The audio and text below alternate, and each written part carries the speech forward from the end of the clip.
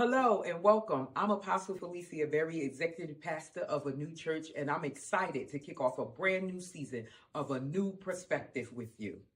We're thrilled to have you here, and as you notice, we made some exciting upgrades. New set, new state-of-the-art sound system, and of course, a new perspective itself. We want to extend a huge thank you for your support in the last season. Thanks to your feedback, we've made improvements and worked out all the kinks. Last season, we covered topics like finances, leadership, and relational dynamics. And this season, we hope to dive into fresh topics that inspire you to share it with your friends, or even have a podcast watch party. Your support means the world to us as we continue to grow and explore what matters most to God. Thank you again for tuning in as we kick off our first episode of the season. God bless you.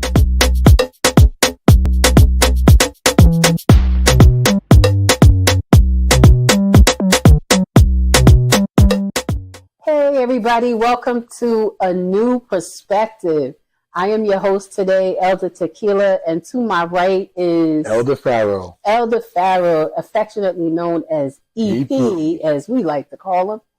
Today we are going to be talking about a very sensitive topic, something that is also taboo in the church, if you will. We're going to be talking about divorce. Myself and Elder Pharaoh actually have that in common. Both of us have been divorced. And today we wanted to talk a little bit about it. So, Ife, I'm going to start because one of the things that I had thought about was the fact that I had actually struggled with the fear of failure, feeling like I had failed God in some way, feeling like I had failed my family, even in a way of feeling like, what's the word I'm looking for? It literally left my head. Feeling like I had failed God, feeling like I had failed my family, and even feeling like my life was a lie. I was married for over 20 years. So I had this feeling like I had lived a total lie. Like because of that, when I came out of divorce, when I came out of the situation, I had felt like, like, how am I going to get past this? Even while I was in the marriage, I had even felt like, I was always fearful of actually taking that step and actually getting a divorce because I felt like I would be failing God. Man. What was your experience going through divorce and leading up to that? Well, I fought as hard as I could to make it work until I couldn't take no more. And with that is when the feeling's not reciprocated, that makes it even worse. But I felt that I had a similar feeling to you because even though I fought, I still thought I was letting some people down. I thought I was letting my wife at the time down too. Mm-hmm. But, sometimes it reaches the point of no return and then, you have to take that next step. But, also, divorce is so taboo, and then you have, certain people in your ear telling you that you should stay, even though it's so toxic. Yeah. That's another thing too. When the outside influences cause you to stay in something even longer. Yeah. And then it can blow up into something even bigger. And, you have to be, mindful of that too. Mm-hmm. And, do what's best for you, for your safety. And for your well-being and for your spiritual health as well. So I'm glad you said that because one of the things that I had experienced was that there was people that was constantly, just like you said, people constantly in your ear telling you what you should do. Yeah. And we really have to be mindful of that, y'all. One of the things that the Bible says is to let no man, what God joined together, let no man put asunder. And one of the things that we have to be mindful of is that you're not telling people what they should do about their relationship, about their marriage. You can give them counsel, but make sure that what you're telling them is of God and make sure that they are steering you in the right direction.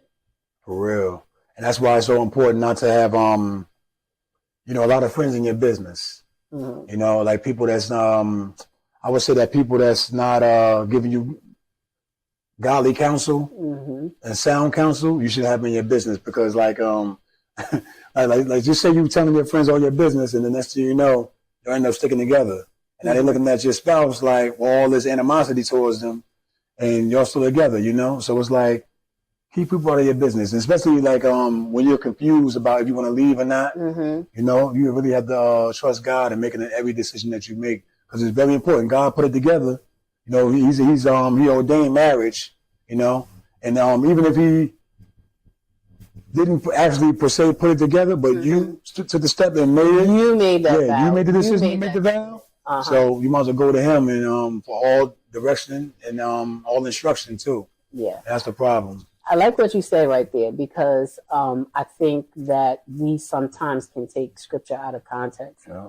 And like you said, even if God didn't join you together, you know, you went into covenant, and you went into covenant before God.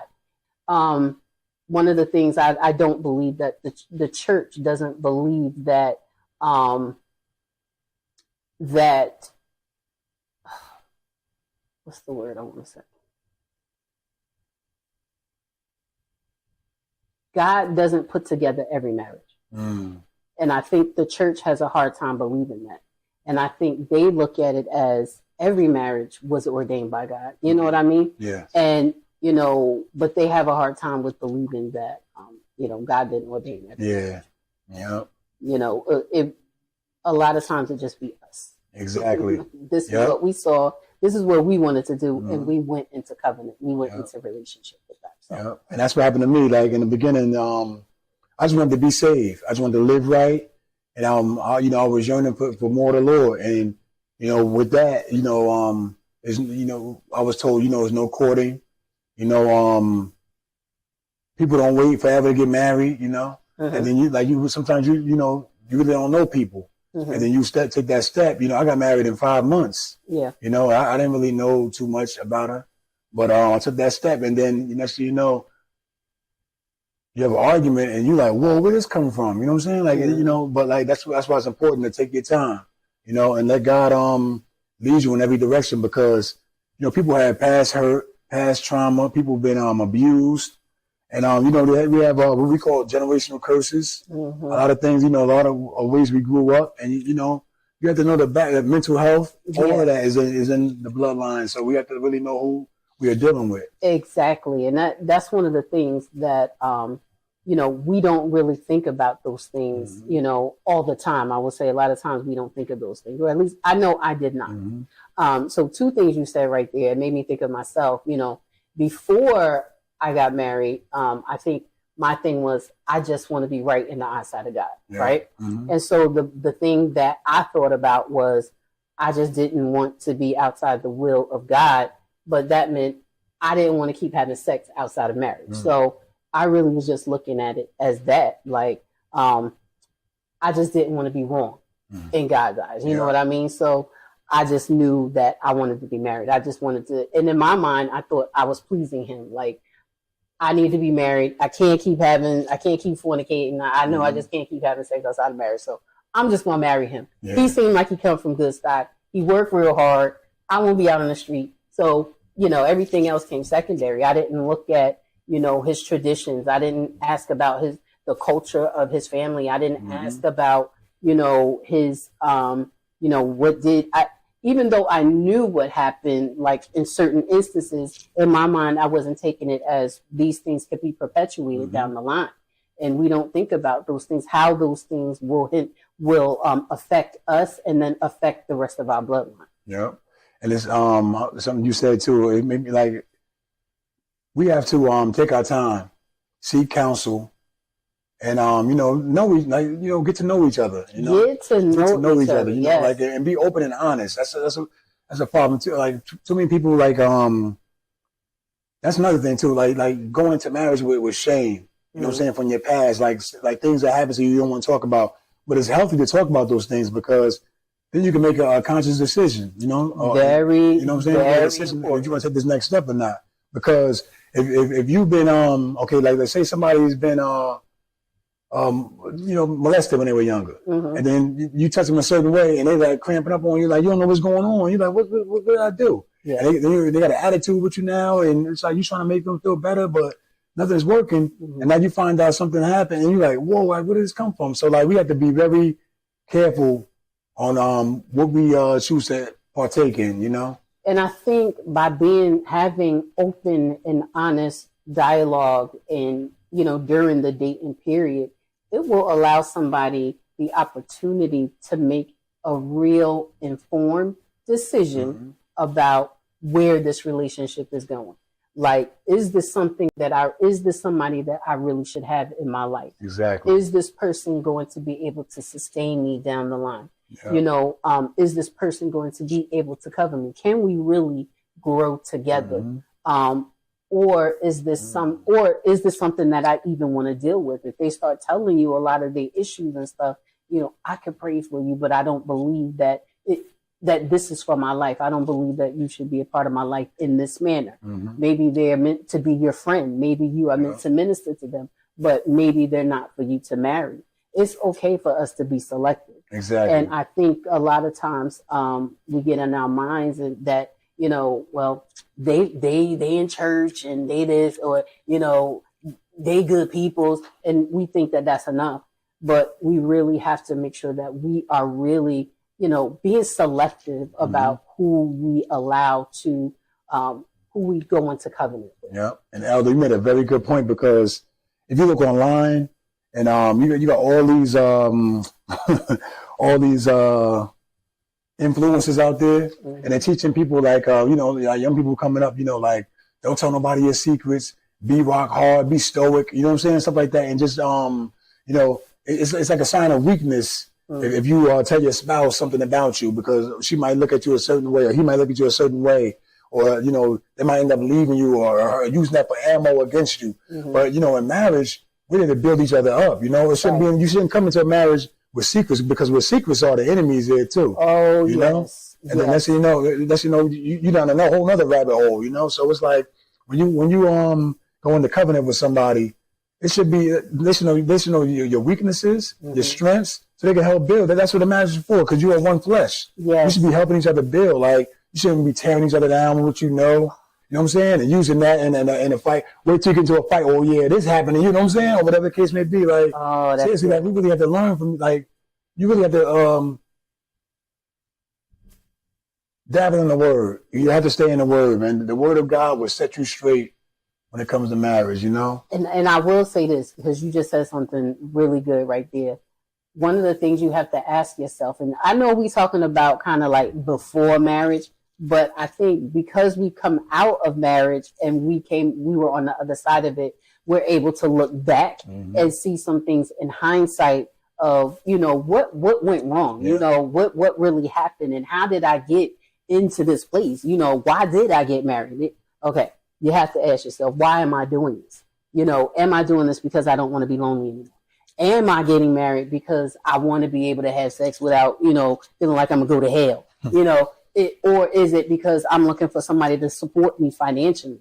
Or is it just because I feel like I'm older and I feel like I don't want to be alone anymore? You know, you have to really examine your why, because your why will affect, it's foundational, right? What you go into and in the mindset that you do it in is going to affect everything else after that.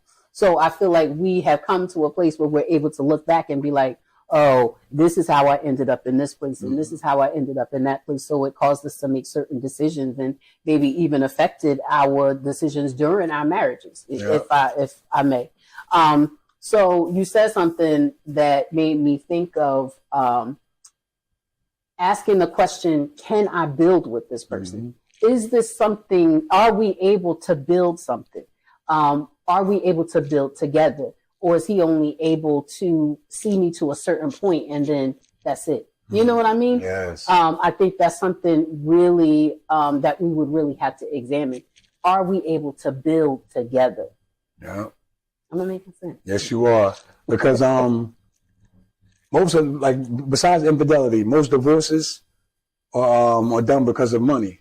You know? So like that's what we have to take into question too. Because I know with me, like, when I got married, you know, everything was just like, you know, I got married broke.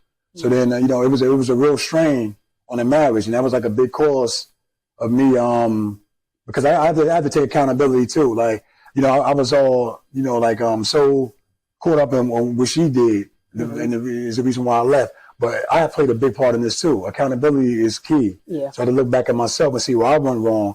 And I got married broke, and then, you know, when I finally started making money, my thing was, I'm gonna be a provider. I'm a provider. We ain't gonna want for nothing. So now I'm working around the clock, and then now I'm missing out on things. Yeah. I'm missing out on my kids' school meetings, games, whatever the case may be, birthdays, and I'm not there for my wife.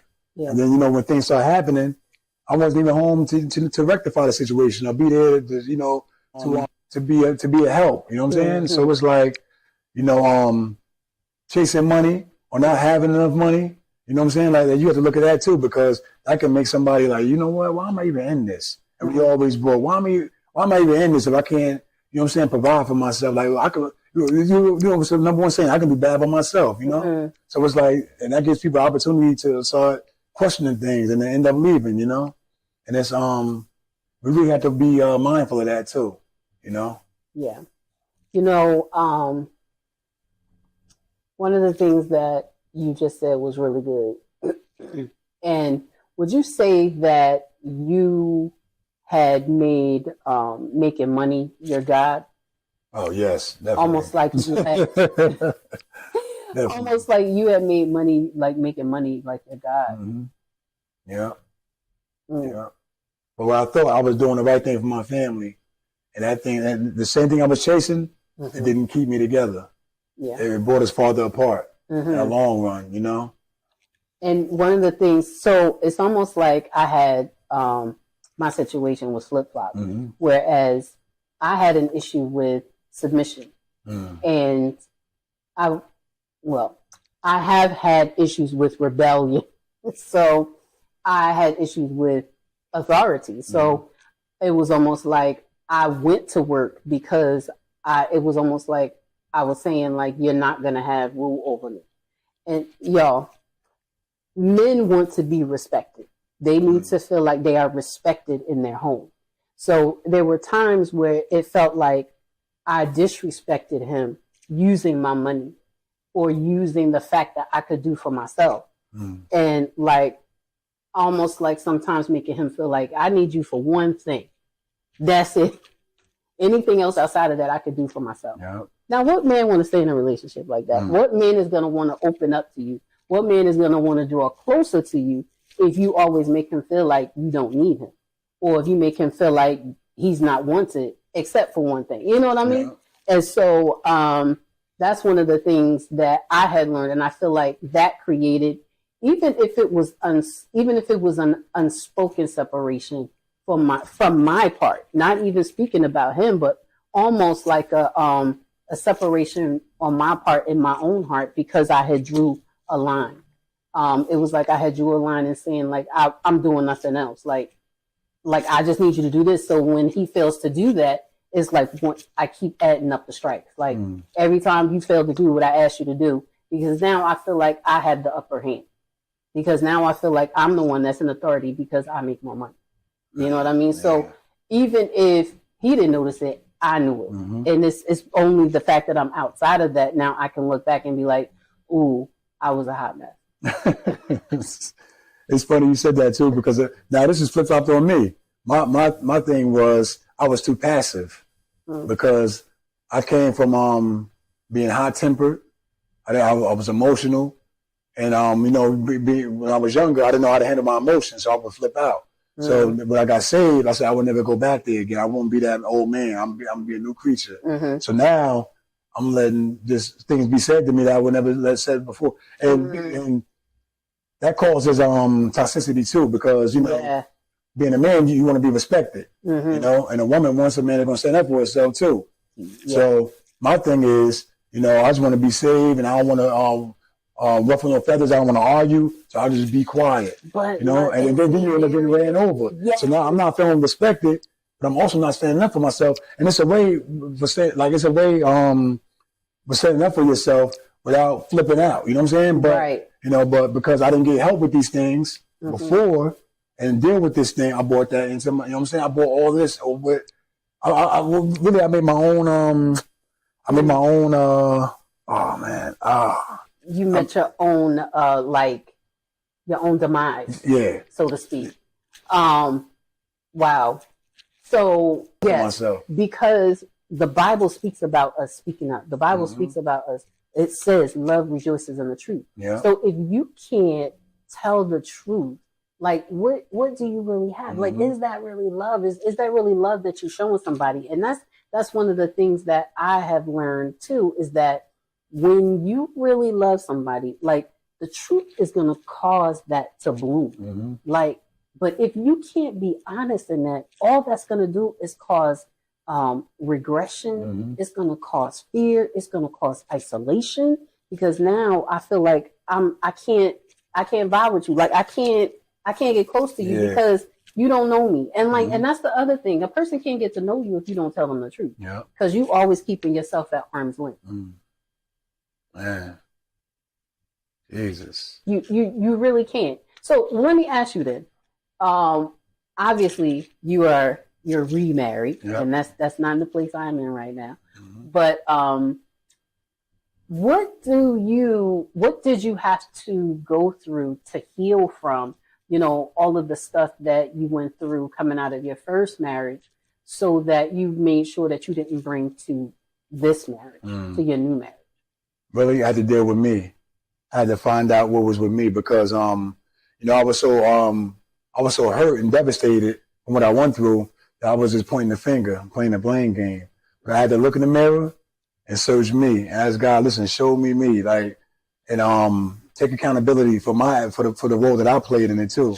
Because we said it earlier, it takes two people to get married, it takes two people to get divorced. This is true. And it happened, and what I had to do, it was a rough road, and my divorce caused me to start out acting out, and it caused me to start to even lose myself. But I had to lose it. Like I had to get low. I got humbled because I was brought down low, and then the Lord lifted me up. And it's funny because when I met my wife now, we met and then we started going to church, and then that's when I started developing relationships with godly men, and that helped me out a lot. Like, and most of them are married and they're men of God, and their marriages are proven. They've been tested. And it's like, I developed relationships with them and got counsel from them. And we were, we're together, we're brothers. Yeah. So that helped me, lifting each other up and learning and just getting godly counsel. That really helped a lot.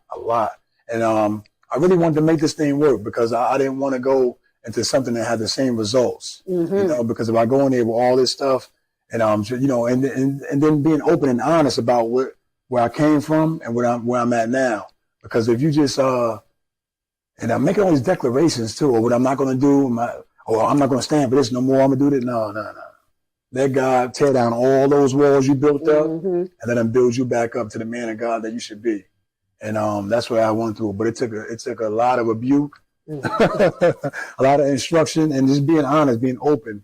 As men, like we can put these walls up, man, and then next thing you know, you're backing down the same thing. I'm gonna be getting divorced again. And I don't want that. Y'all, doing the same thing and expecting a different result is the definition of insanity, right? So that means that it's important that we do something different so that we don't end up in the same place. Like you said, like it does not profit you anything to come out of a relationship and you don't know what happened, how you got to this point. You need to take a beat and really spend some time with yourself and really get to know you and understand why you make the decisions that you made, why you had the mindsets and the perspectives that you do, so that you won't attract the same thing, so that you will sit up here and actually grow before you get into the next relationship, And I think sometimes people get it twisted. Like they think, one of the things that I thought about, the quickest way to get over a man is to get under a new one. People really be thinking stuff like that. So it's not that really is not the answer. It really is important that you take time with yourself, really understand how you got to this place, so that you won't get back to that again, so that you won't go into the same thing. And with the same mindset and the same perspectives, we are people that are meant to grow. Yeah. You know? And you have to be careful, like when you're divorced and you're going through it and you're hurting, is you got to be very careful not to trauma bond too. Meet with somebody, and just start sharing all your hurt and all that, and that's bringing you together. Yep. And then once y'all get together and you somebody's getting healed and you still, you know what I'm saying? And you still need that. Then you grow, and then they still in the same place, and you wonder like, what happened? No, y'all trauma bonded. That's all that was. Yep. We have to be careful with that. And then we'll get into a place, we'll call it love, but it's not love.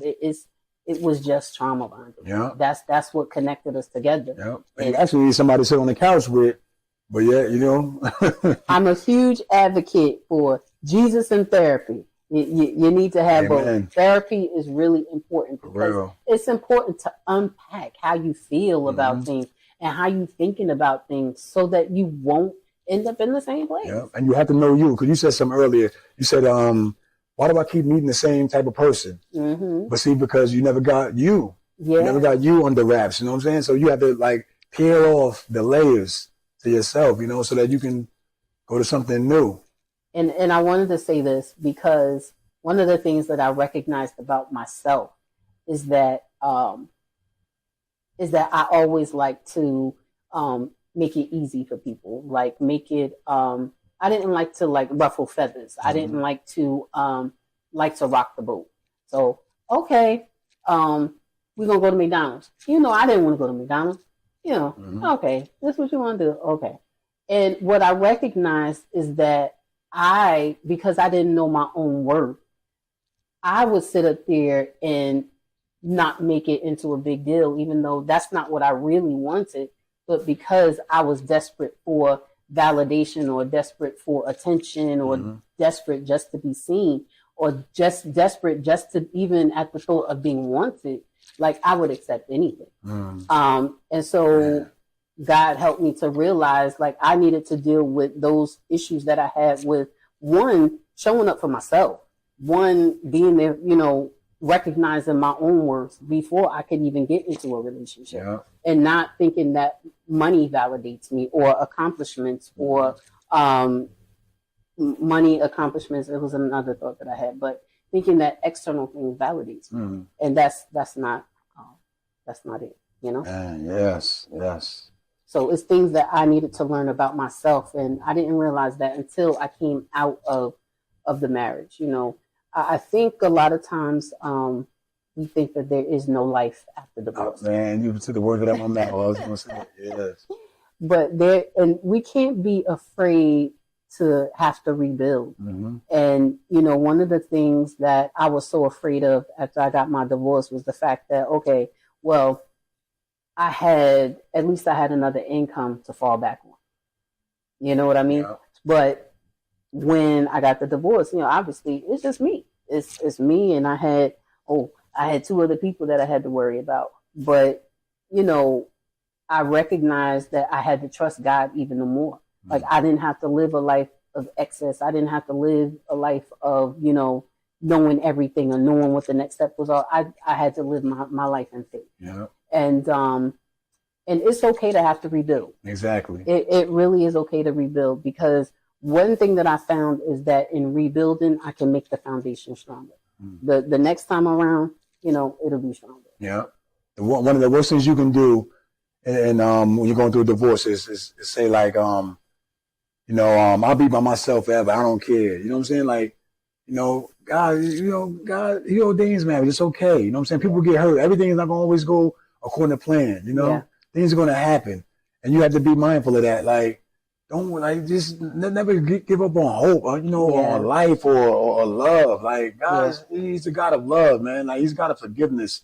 So don't act like I just die alone. Because I was at a cookout and I saw one of my high school friends. And he said, Farrell, I don't know if you remember about 8 years ago, I saw you and we was in a liquor store, and you was like, hey man, I ain't seen you in a while. You married? And he was like, nah. I was like, He said, you was like, yeah, good. Don't get married. Never get married, man. Divorce. Marriage is no good for you, man. Stay away from it. Never do it. I'm telling you, it ain't nothing but heartache. Da, da, da, da. He said, now look at you now. You married. You got a family. You got kids. He started laughing at me. I looked at him. I said, man, you just never know what God will do. Yeah. You know, but I was so broken before. I didn't even know I said this to him. He remembered all of that. And I was like, man, like, I'm looking around. So I got me a wife. I got a family. I got a grandbaby. I'm like, God is awesome. So you never know what God has for you, you know? Yeah. So, like, you got to watch what you declare, the hardness of your heart, the walls you put up, and just be open for the Spirit. Don't close yourself off to what God wants to do in your life. For real. And no matter what that is, don't close yourself off. Yeah. You never know what God got for you. And it's so, if God got it for you, it's going to be beautiful. You know? Never lose hope. Don't lose hope. Did y'all get that? Don't lose hope.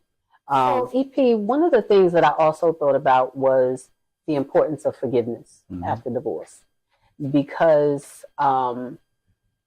especially when you have children, it's important to cover your ex after, the divorce, in spite of what went wrong, in spite of, because they did stuff, but we did stuff too, Yeah. So it's important that we maintain a posture of forgiveness in our interactions with them, even when we have conversations with our children, making sure that everything that we convey about our exes, making sure that it's in a spirit of forgiveness. Yeah, forgiveness is very, very, very important, especially when you got children involved, because you don't want to be talking about your exes, talking down to them. And people should realize too, like with forgiveness, it can grow into something even bigger. And then next, you're doing things in spite. Yeah. You're doing things to get revenge, or doing things with malice. And it'll show, Yeah. And we have to be mindful of that, because we also played a part in this thing too. Like I said before earlier, like it's a part that we played. Everything is not all on them. Yeah. So forgiving somebody, and then you have to forgive yourself. Yeah. What you've done, Yeah. And think about it. God forgave you. Absolutely. One of the things I know I did, I played in my head, the shoulda, coulda, woulda game. I played that around in my head a lot. I should have said this. I should have did that.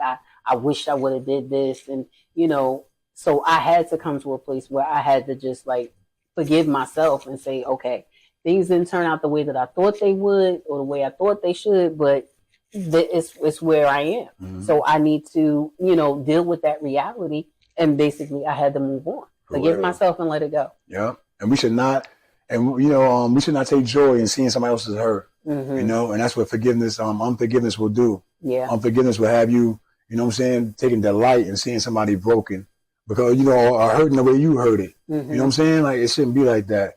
And that's why, you gotta forgive. You have to. It's imperative. And unforgiveness and bitterness will have you being spiteful and using your children. Yeah, exactly. You just like your father. Something like that. You know what I mean? Or you just like your mother. Or will have you looking at them. They may do something that may remind you of your ex, and you may think it's negative, but it's actually a positive, But you have your own doubts and your own fears of what they may turn into. So it causes you to act out or act in a way towards them. But that's your child. Yeah. So, we really have to make sure that the forgiveness is really, you mean it, and you're not making sure that it's not just something that you say, but you actually act in it too. And we're going into another relationship. So you do get married. Like you don't want to go with that all in you, all in your heart. Because now that person is paying for everything the last person did. You know what I'm saying? Everything you went through before. Now you got all these walls up. You got this unforgiving. You watching where they going. Like you just got all this insecurities built up in you because you never forgave. Because you never took the opportunity to take accountability. Yeah. And that's a big problem. That is a big problem. We go into something not totally forgiving somebody, not totally let go. You got all this stuff in your heart, and you bring it into your next relationship, and that's toxicity all over again. Yes, it is. So unforgiveness. So forgive and let it go. We just wanted to come up here and just encourage you and let you know there is life after divorce. Yes, it is. Take some time with yourself. Take some time with God. Get to know Him. Get to know yourself, so that you don't make the same mistakes. So that you don't end up back in the same places again. And don't rush it. Wait on God. Wait for His best. Yeah. And I guarantee you, He'll blow your mind. Yes, He will. Yep. But don't lose hope, and don't build up these walls. Let Him tear down your walls. Okay. So we love you. On behalf of on behalf of a new church, this is A New Perspective. Join us next time. Thank you. Peace.